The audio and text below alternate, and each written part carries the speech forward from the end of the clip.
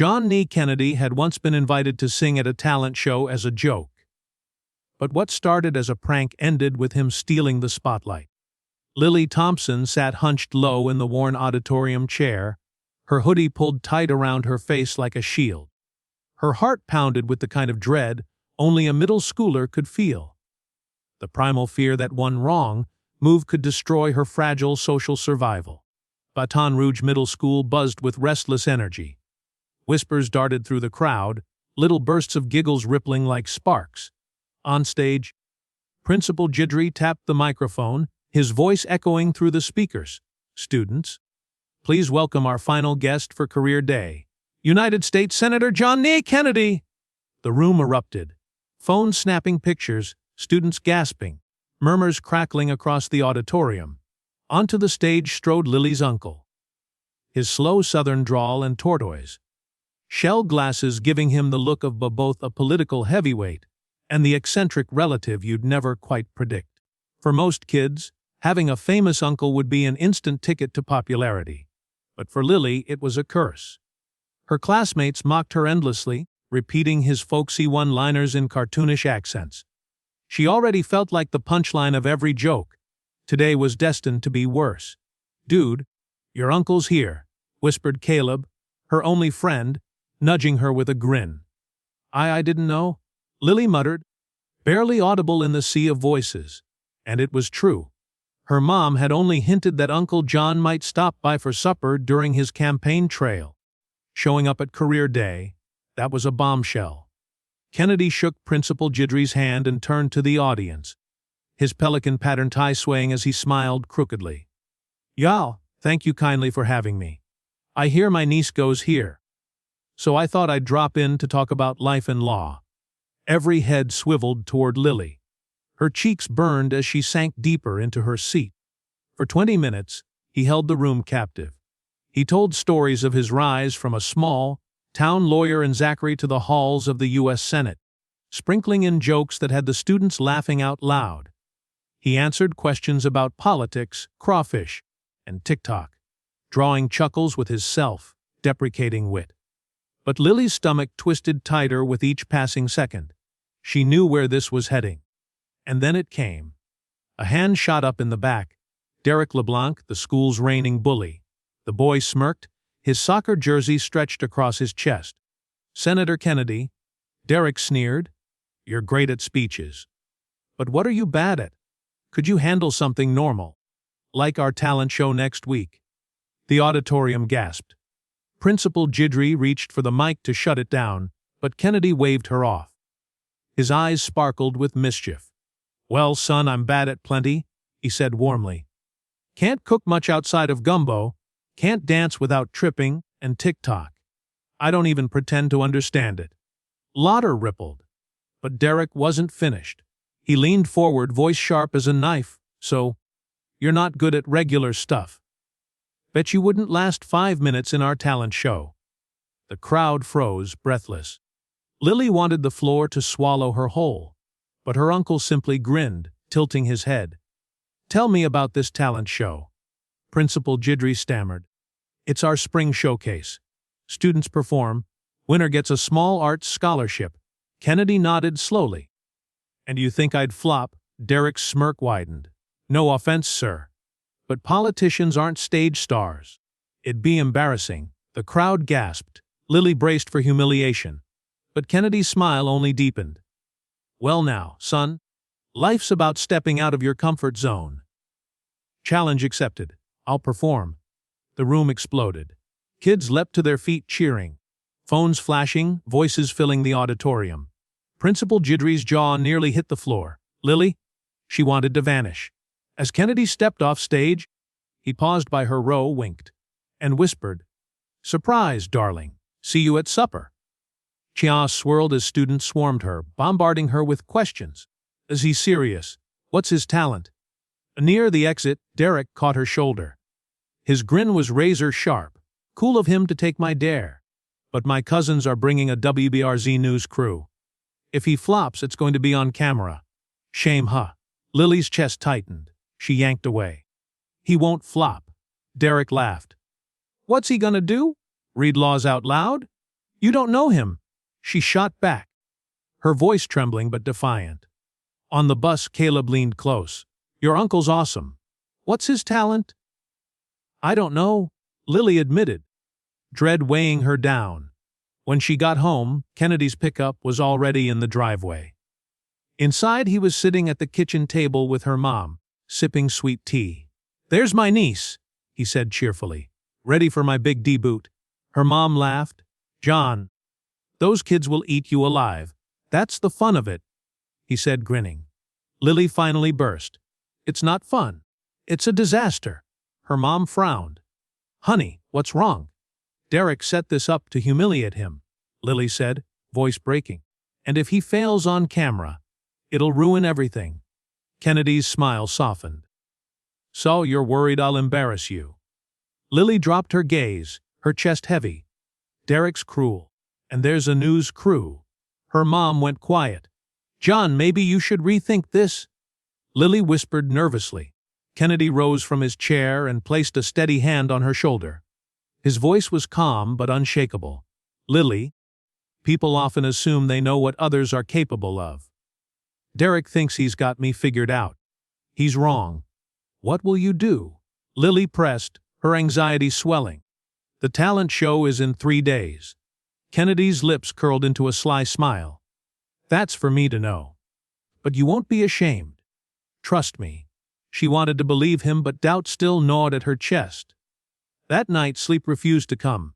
Finally, she crept downstairs, drawn by a faint light glowing beneath the guest room door.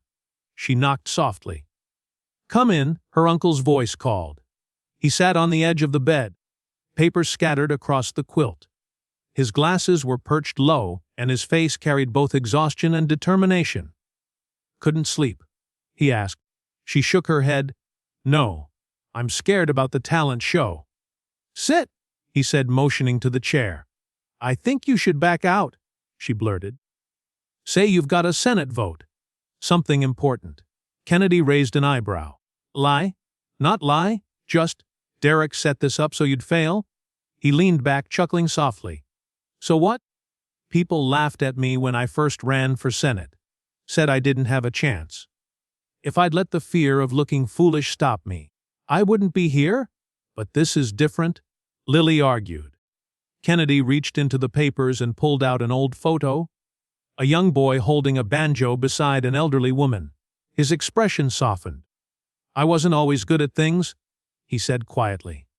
Everyone starts somewhere. What's that photo? Lily asked. He tucked it back into his folder. A story for later. Right now, 3 days is enough.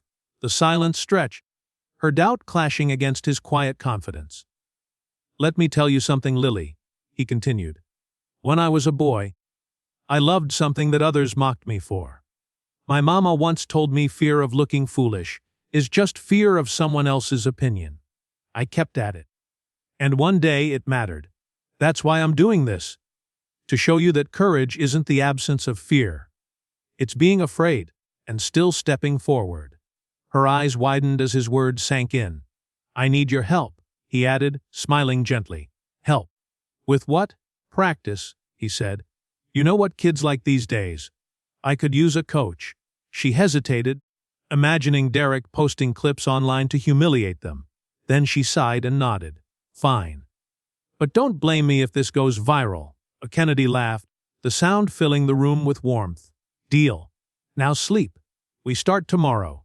The next morning at breakfast, her mom eyed him suspiciously. So what's the plan, John? Kennedy only grinned. Surprise. At school the air was electric. Rumors spread like wildfire. Some whispered the talent show was moving to a bigger venue.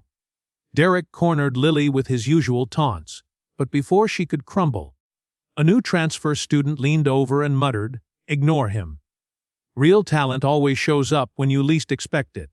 That night, Lily paused outside the guest room and froze. From behind the door came the soulful twang of a banjo, each note deliberate yet alive, followed by her uncle's low, steady voice. She pressed her ear to the door, her heart thudding. Could he really pull this off? The next day, the buzz only grew louder. Hashtags like a senator sings and 50 Kennedy talent flooded social media. News vans circled the school, and the talent show, once a modest school tradition, had been relocated to the Baton Rouge Community Center, a cavernous hall usually reserved for Zydeco concerts and town fairs. For Lily, the spectacle only deepened her dread. Yes, she had overheard her uncle play beautifully, but could one hidden skill withstand the eyes of 1,000 strangers, and the cruel judgment of Derek LeBlanc? That evening, she found the guest room door adorned with a hand-scrawled sign, "Practice in progress. Trespassers beware." She knocked, palms clammy. "Come in, darling," Kennedy called, his tone light but focused. Inside, he stood with the banjo cradled against him, sheet music strewn across the floor, and a laptop looping a Cajun fiddle track. The room smelled faintly of sweet tea and old wood, the lamplight glinting off the polished banjo.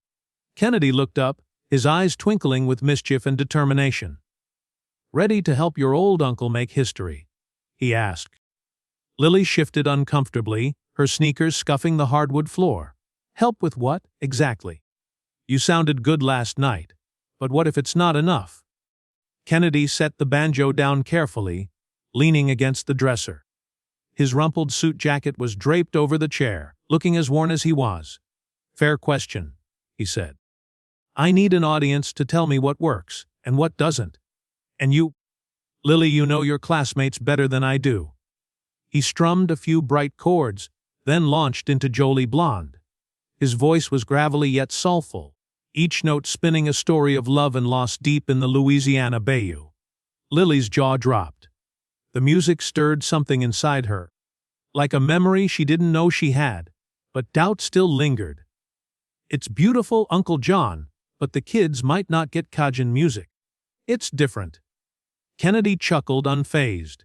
"Music ain't about fitting in, darling. It's about making folks feel something.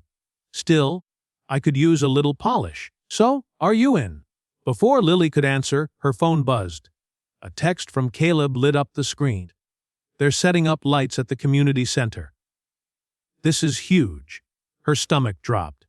The stakes were climbing higher than she'd ever imagined. With a reluctant sigh, she nodded. "I'm in." At school, the talent show consumed everything. The hallways had become a gauntlet of stares, whispers, and endless questions. Teachers cornered Lily to ask about her uncle's plans. Rumors swirled that local celebrities might show up. During lunch, Caleb slid onto the bench beside her, his eyes wide with excitement. "They're expecting 1,000 people," he whispered. "What's your uncle going to do?" Lily poked at her pizza, avoiding his gaze. "It's a surprise." Derek's voice cut through the cafeteria like a blade. "Surprise. More like a train wreck.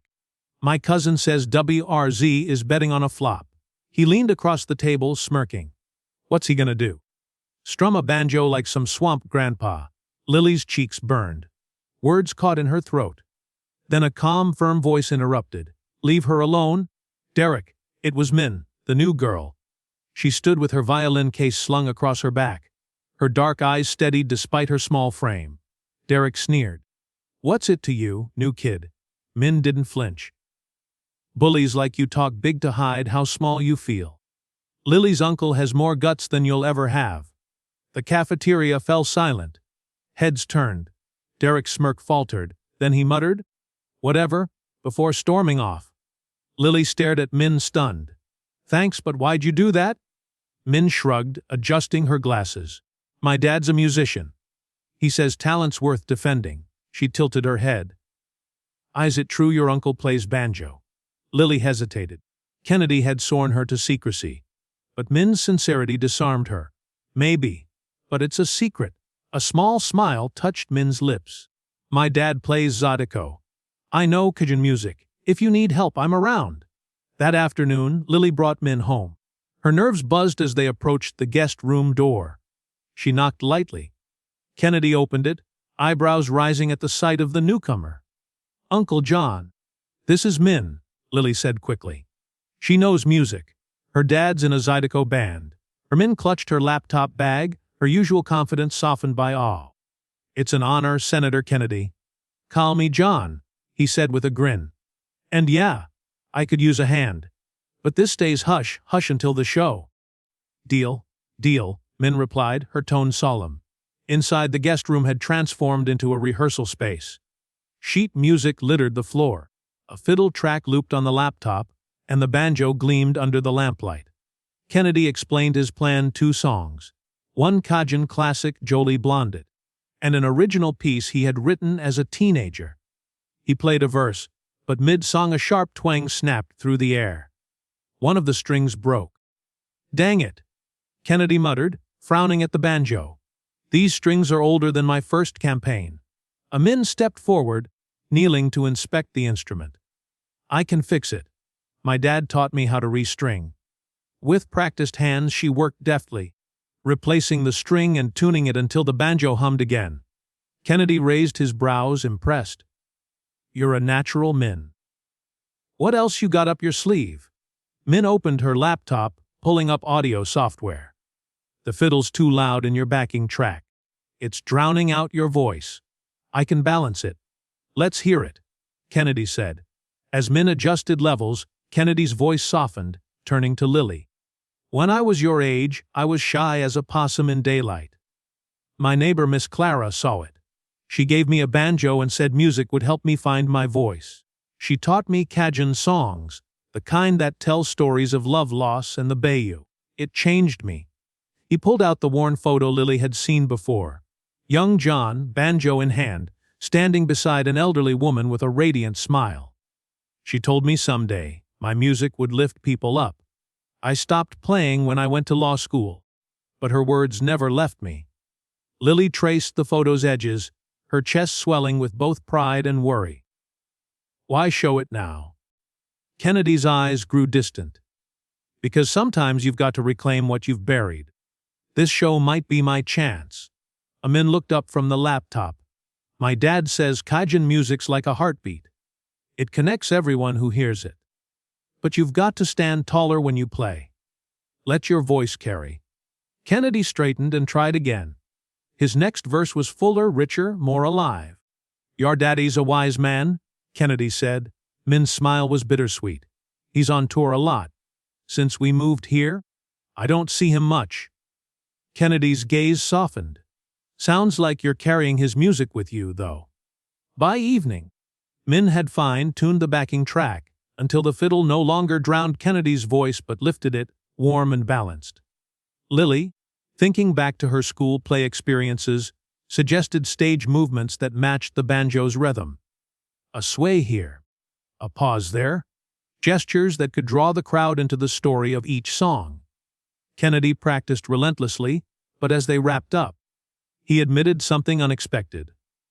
"I'm nervous, y'all," he confessed, his voice low. "Senate debates are one thing, but this is personal." Lily blinked at him, stunned. "You nervous?" Kennedy gave a half smile, his calloused fingers tracing the banjo strings. "Ain't no shame in it. Courage doesn't mean you ain't scared. It means you feel the fear and play anyway."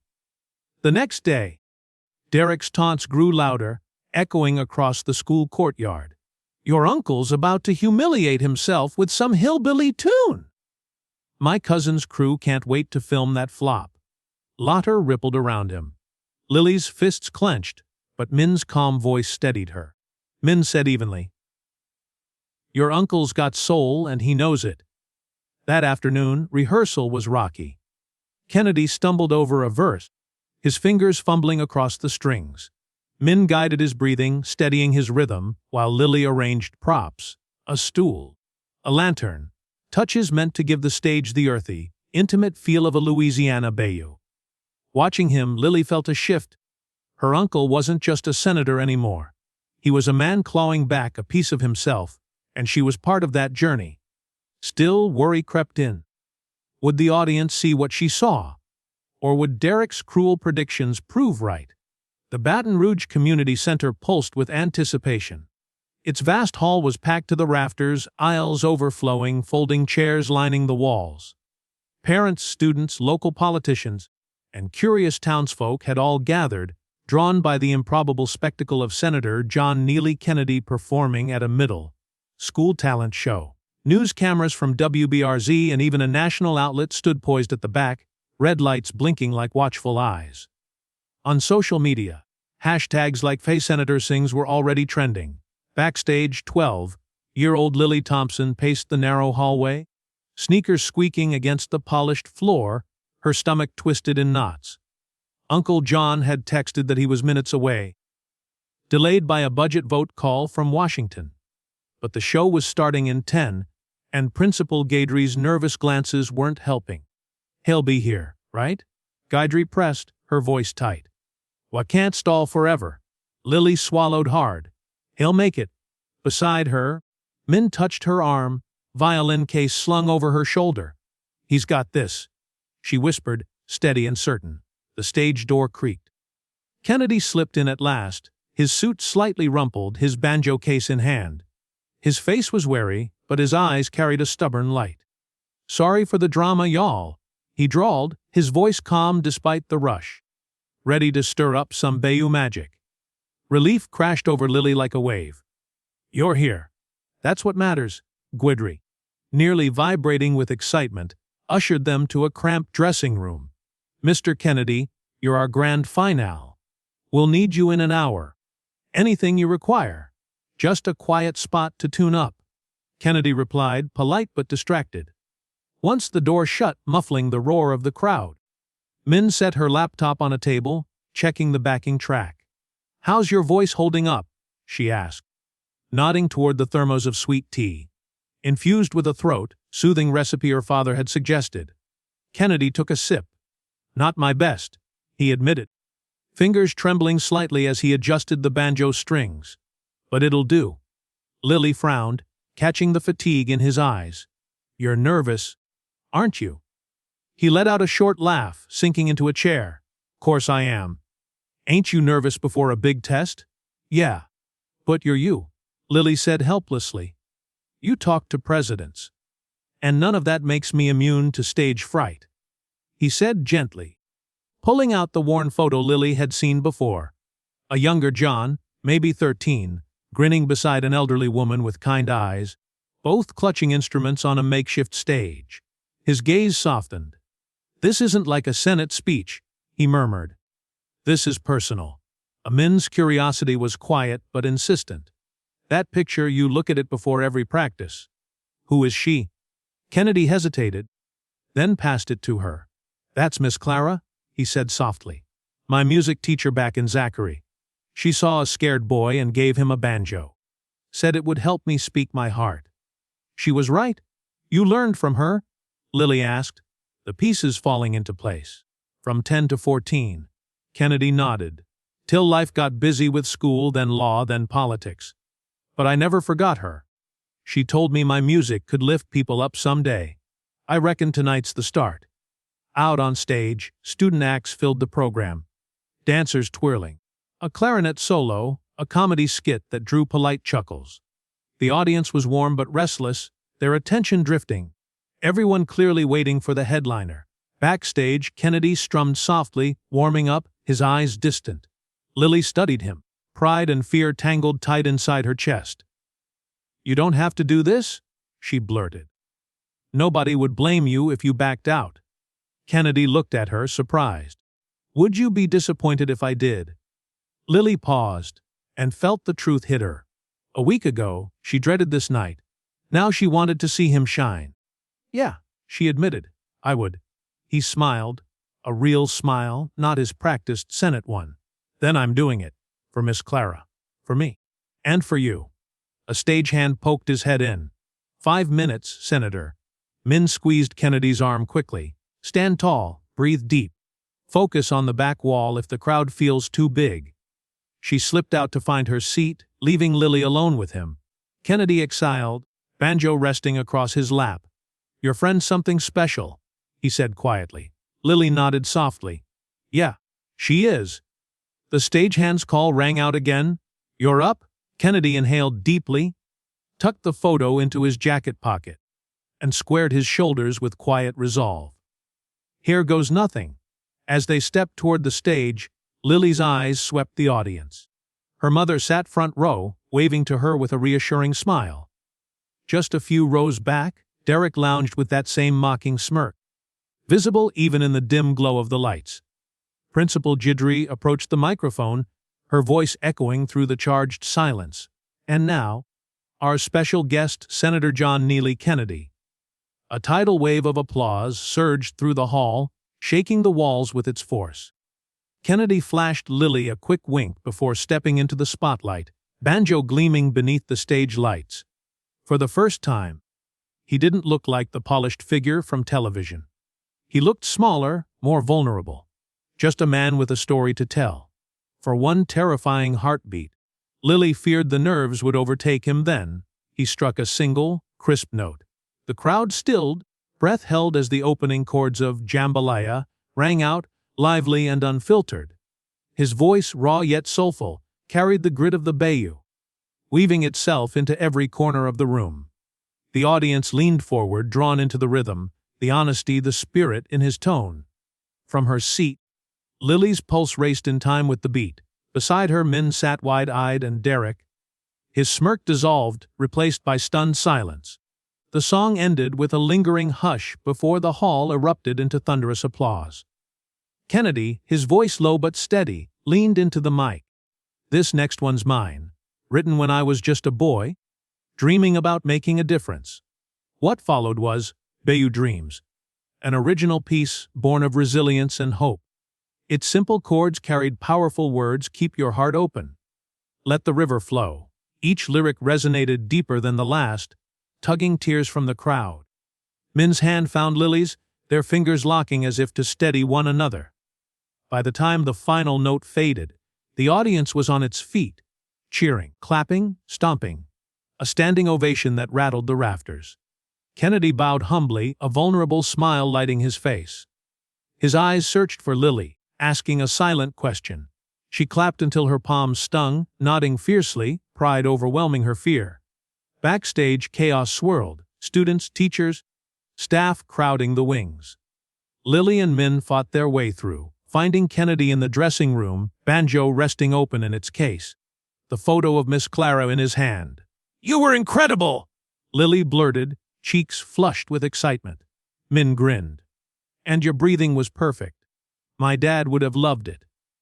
Kennedy tucked the photo carefully into his pocket, his voice warm. "Miss Clara would be proud. Music's not meant to be hidden. It's meant to be shared." Just then, Guidry burst in, nearly breathless. "They're begging for an encore!" Kennedy glanced at Lily. She gave a firm nod. His eyes sparkled. "One more." He picked up the banjo and stepped back toward the stage. The next morning, Kennedy's performance had become a viral sensation. Headlines blared, "Senator's banjo stuns Louisiana," and "Kennedy's hidden talent shakes up social media." At breakfast, Lily's phone buzzed nonstop, texts from friends, classmates, even Derek, "Your uncle's legit." "Sorry." Kennedy barely looked up from his coffee, unbothered. "Fame's a flash in the pan," he murmured. "But last night, that mattered." Then he revealed something even bigger. He announced a scholarship in Miss Clara's name, with Min as the very first recipient, covering music lessons and a future college fund. Min's eyes filled with tears. Later, Kennedy unveiled the Clara Thibodeau's Music Foundation, designed to bring instruments, teachers, and opportunities to rural communities.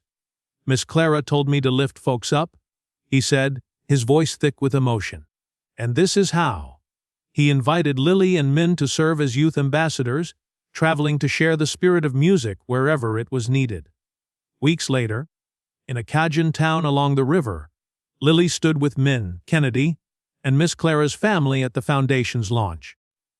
Local kids filled the square with Zydeco music, their laughter mixing with the rhythm of accordions and fiddles. The sound wasn't just entertainment, it was legacy. Lily's heart swelled as she realized. The talent show had never just been about her uncle and his banjo. It was about honoring a promise, about sparking something bigger than themselves. A single daring act had rippled outward, changing lives in ways none of them could have predicted.